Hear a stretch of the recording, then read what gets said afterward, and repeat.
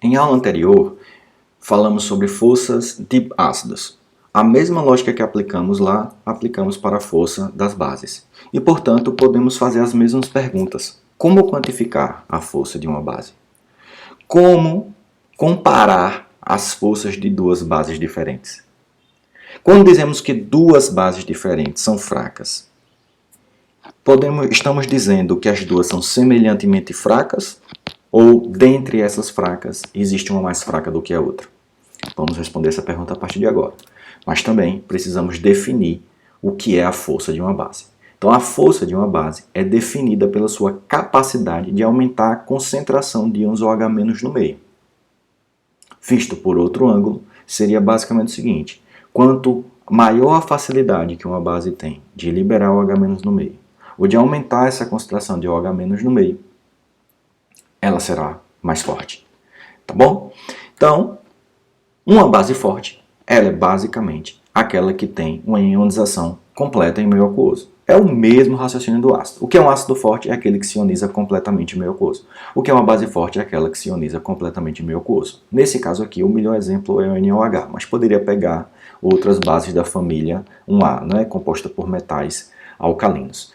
Então, percebam que o NaOH, mesmo em estado sólido, quando ele reage com a água, né, ele se dissolve na água, ele vai liberar íons Na+, olha, e OH-. E se eu colocar 100 moléculas de NaOH no meio dissolvidas, as 100 praticamente liberarão OH-. Significa dizer que no final eu não tenho praticamente nenhum NaOH mesmo junto. O que eu tenho é Na+ e OH-. Portanto, o NaOH libera o OH- com muita facilidade. Significa dizer que a concentração de OH- no meio é aumentada com muita facilidade. Portanto, é uma base forte. E existem pouquíssimas bases fortes, né, comuns, sendo as mais importantes as derivadas de metais alcalinos, NaOH, KOH, LiOH, tá bom? E derivadas de metais alcalinos terrosos, mas muito poucas também. O melhor exemplo é o hidróxido de cálcio. Sabendo que o resto é tudo fraco. Então vamos ver aqui, né, as bases. Vejam que não existem só bases inorgânicas. Aqui eu estou trazendo vários exemplos de bases inorgânicas, tá bom? Gente, agora eu vou falar uma coisa que, se eu fosse vocês, eu gravava para a vida, porque para um farmacêutico isso é fundamental, tá certo? A gente viu que um dos conceitos de base é aquela que aumenta a quantidade de OH- no meio. Então, pode ser, no caso aqui dessa base de arrênios, tá certo? Que ela já tem o íon OH-, ela já tem o OH. Então, ela só vai se dissolver no meio e liberar. Mas existem bases que não têm o OH. Não, ela não tem o OH. Professor, e como é que funciona? E como é que pode, se não tem o OH, ser uma base? Gente, a gente já viu em slides anteriores. O exemplo da amônia, por exemplo, tá certo? Ela retira o hidrogênio da água. Quando ela retira o hidrogênio da água, ela está funcionando como base, se transforma no NH4+. Veja, a água é H2O. Se a amônia retira o hidrogênio da água, só fica OH-. Entenderam? Então, a base ela pode aumentar a quantidade de OH- no meio, tanto liberando o próprio OH- no meio, que é o caso das bases de arrênios, como retirando o hidrogênio da água, deixando o íon OH-. Fiquem espertos com isso. E o átomo que é mestre em retirar hidrogênio de outros compostos, principalmente da água, é o nitrogênio, porque o nitrogênio tem um par de elétrons livres. Ó, aqui. Esse par de elétrons livres está sedento por uma carga positiva, né? Porque cargas contrárias se atraem. Então, se aqui é negativo, tende a atrair cargas positivas.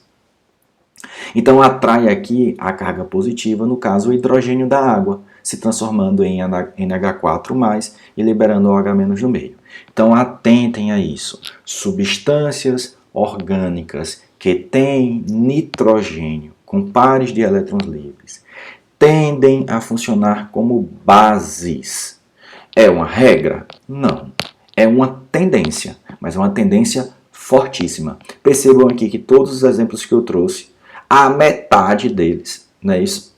Tem nitrogênio funcionando como, mais da metade, na verdade, tem nitrogênio funcionando como base. Como é que eu sei disso, professor? Observe que o nitrogênio aqui é NH3, passou a ser NH4+. Aqui estava tudo certinho e agora NH+. Mais uma vez aqui, olha, sempre tem um hidrogênio a mais. E sempre onde esse hidrogênio se liga ao nitrogênio. Por quê? Porque ele tem um par de elétrons livres. Vocês vão estudar isso com mais profundidade em química orgânica, porque isso é um conceito muito importante.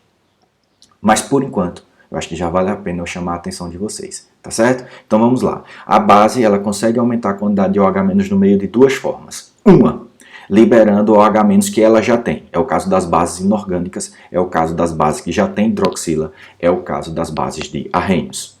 E existem as bases que aumentam a quantidade de OH- no meio por retirarem hidrogênio da água. Então, a água é H2O, quando perde um hidrogênio para a base, ela então fica o OH-. Então veja que é um aumento indireto. Qual é o átomo que é mestre em retirar hidrogênio da água? O nitrogênio, porque tem pares de elétrons livres. Mas só ele? Não. O enxofre também pode fazer isso, tá certo? Na verdade, o íon que tem aqui do enxofre, ele pode fazer isso. Também, né, íons complexos que têm uma densidade de elétron muito grande. Então, vejam esse íon carbonato aqui. Ó. Gente, nesse íon carbonato tem 3 oxigênios com um monte de pares de elétrons livres. Se o nitrogênio com par de elétron livre tem capacidade de puxar hidrogênio, imagine um íon desse daqui com um monte de oxigênio, com um monte de elétrons livres. Tá certo? Não é à toa que observem que a basicidade do íon carbonato ela é maior do que a basicidade da própria amônia. E aí eu já entro no próximo conceito, que é como determinar então a força da base pela constante de equilíbrio básica. Então, quanto maior a constante de equilíbrio, mais forte será a base. Quanto menor a constante de equilíbrio, mais fraca será a base. Tá certo? Então, nesse caso daí, qual seria a base mais fraca de todas? Qual? Coisa de doido, né? Ficar perguntando ao próprio computador. Mas vamos lá. Seria a piridina. Por quê? Porque é ela que tem a menor constante de equilíbrio básico. Tá vendo? E qual seria a mais forte? Seria o íon carbonato? Não. Seria a metilamina, olha, porque tem 4,4 vezes 10 a menos 4, que é um valor maior do que 1,8 vezes 10 a menos 4, tá certo? Fiquem espertos. Isso não é um valor negativo, tá, pessoal? Ele só é próximo de zero, mas ele não é negativo, ele é positivo. Não se deixem confundir com esse menos aqui em cima. Esse menos aí só é a quantidade de zero, né? A quantidade de zero não, a quantidade de casa atrás da vírgula que você vai colocar. Continua sendo positivo. Perceberam então aí? Então vamos responder as perguntas que fizemos no início. Como quantificar a força de uma base? Gente, do mesmo jeito que eu quantifico a força de um ácido, pela constante de equilíbrio básica, certo? Como comparar as forças de duas bases? Da mesma forma que eu comparo de ácido, comparando as constantes de equilíbrio. Quanto maior a constante de equilíbrio, mais forte será essa base, porque ela tem uma capacidade maior de gerar íons OH- no meio. Não esqueçam que os íons OH- estão nos produtos. Se estão nos produtos, no cálculo da constante de equilíbrio, quanto maior a quantidade de produtos, maior será o valor da constante de equilíbrio. E por último, dentre duas bases fracas, existe uma mais fraca do que a outra? Existe, é óbvio que existe. Essa tabela só tem base fraca nela. E, obviamente, temos bases muito mais fracas do que outras. Então, mais uma vez, como no mundo dos ácidos fracos existem ácidos mais fracos do que outros, no mundo das bases fracas também existem bases mais fracas do que outras. Ok? Então, basicamente isso. Um grande abraço.